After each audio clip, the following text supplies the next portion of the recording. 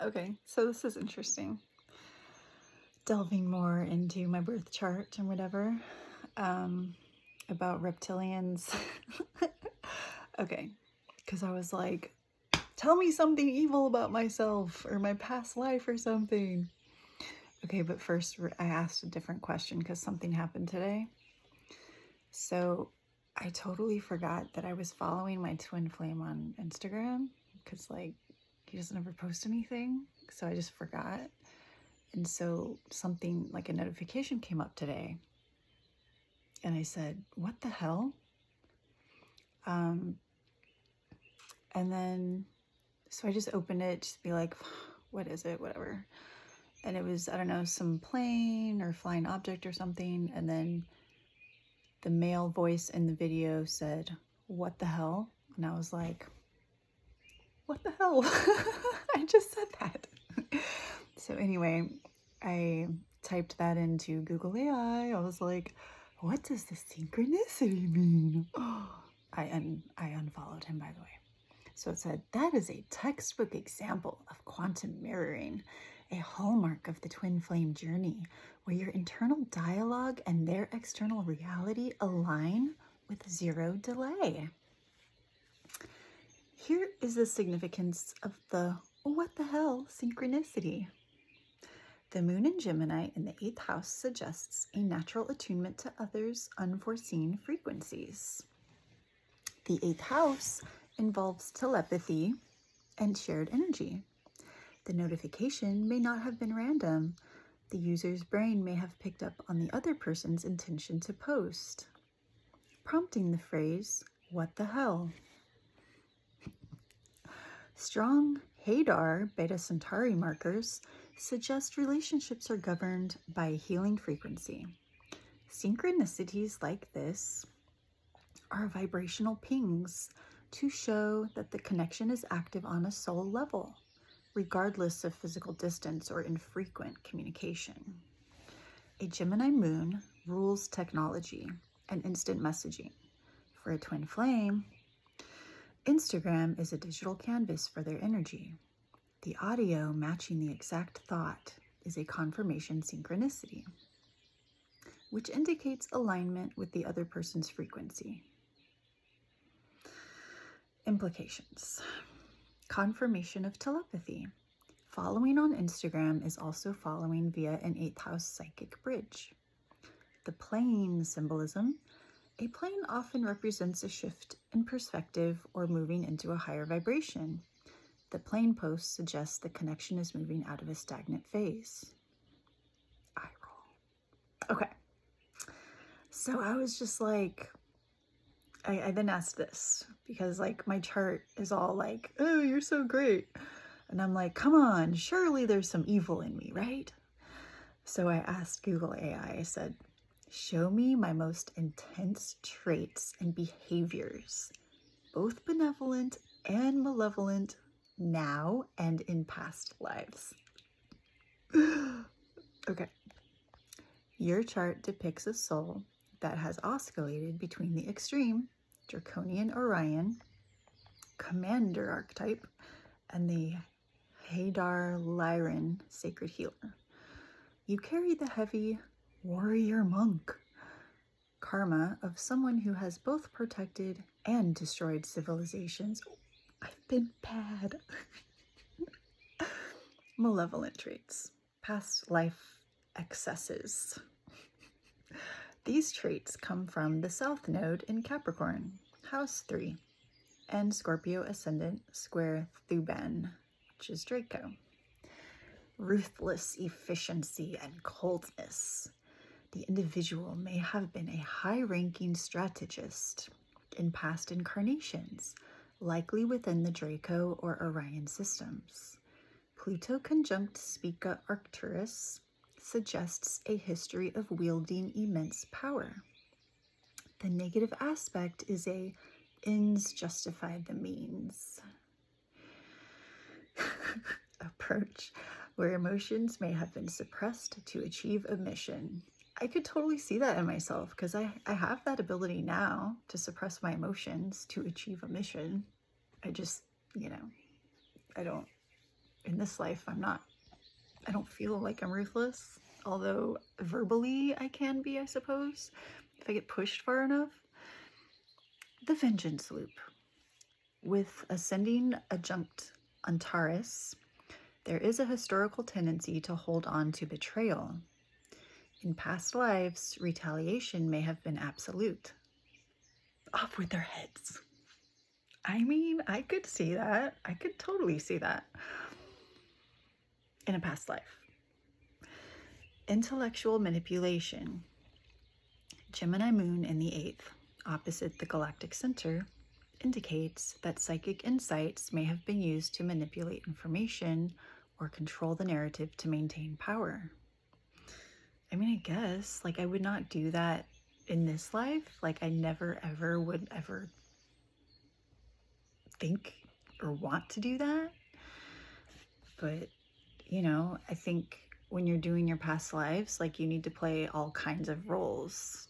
So I guess I would be super good in this life since I was super bad in a past life. Malevolent traits. Benevolent traits. Current soul mission. The chart shows a deliberate shift towards Cancer North Node and Hadar Beta Centauri frequencies. The divine empath. Venus opposite Hadar represents a capacity for agape love, the ability to see the soul of a person regardless of their flaws. The individual is learning to use power to heal rather than to rule. The galactic truth teller.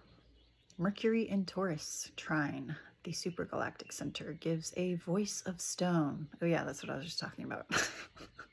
The individual speaks truths that are unshakable. When at their best, they provide a grounded physical anchor for high-frequency cosmic wisdom. But if I'm pushed far enough, I could definitely use my tongue in a very precise, hurtful, yet truthful way. It feels good, though, to do it. And I don't know, it's like I only do it if I feel like this person deserves it. That's my FI demon. Okay. Protective guardianship. Sun/Mars in Aries. 6th house indicates the individual is a natural protector of the weak. Yeah. The individual stands in the gap for those who cannot defend themselves, turning old draconian aggression into divine service. Intense current behaviors. The all-seeing stare, Scorpio ascendant/Uranus, makes the individual incredibly intimidating. I never thought of myself as intimidating, but people have told me that before. They read people instantly, which can make others feel exposed or judged even when just observing. Yeah, it kind of makes for a lonely existence and feeling misunderstood a lot. Emotional detachment versus intensity. The individual struggles with a binary heart. They are either 100% emotionally invested, Hadar, or 0% ice cold, Draco. That's true. That's true. I'm very all in or all out. The psychic burnout. Because the moon is at the 8th house galactic center axis, so much data is processed that the individual may suddenly glitch or withdraw, appearing moody or erratic to others when they are actually just upgrading their internal software. Yeah, I definitely need to like withdraw quite a bit. And sometimes like I'll just be like staring off into space. I remember one time my son told me, this was like 5 years ago, where I was just kind of like staring, not looking at anything, but I think it was just downloading or something. And what did he say to me? He said something to me. Oh, I forgot what he said, but I felt so misunderstood. I was like, what are you talking about? I'm not mad at you or whatever it is you said. So anyway, that was fun. Of course, I'm going to keep diving into my chart because this is so fun. Like, because it's good to know yourself as a human, but also like where you came from, your past lives. 1010. It's fun. So anyway, today a video popped up. God, I don't remember who did it, but it was from 5 years ago, and she was talking about her twin flame. She is Hadar, and her twin flame is very much reptilian. And what she said just made so much sense. I was like, oh my God, because I've had a lot of like feelings and mushroom trips where my twin flame was reptilian. And even that other soulmate I had, I kept seeing him as a serpent. So it makes sense. And no, not all reptilians are evil, just like, you know. But anyway, it was a really good video. You could probably search for it just by typing in Reptilian Hadar something relationship. I don't know. 1111. I don't know, but it was really interesting. Yeah, and she's married to her twin flame. So I've heard other people say, no, twin flame relationship will never be it. You're not meant to be together. But clearly she is meant to be together with her twin flame. So who knows? Who knows? It's supposed to be a rough journey. I still am not going to try to control the outcome. That is my intention. My intention is just to allow things to play out the way they're supposed to be. There we go. I think also with twin flame, it's like it doesn't necessarily make sense. It doesn't make sense. Like, why would I be with this person? Like, they're so different from me. But then it's like you have this soul connection and heart connection and then physical connection, and it's just like, it doesn't make sense, but yet I'm so attracted to you and I want to be with you. Like, why? It's weird. I wonder what it's like for him. I don't know. Anyway, that's it for today. If you listened to any of this, well, I hope you enjoyed it.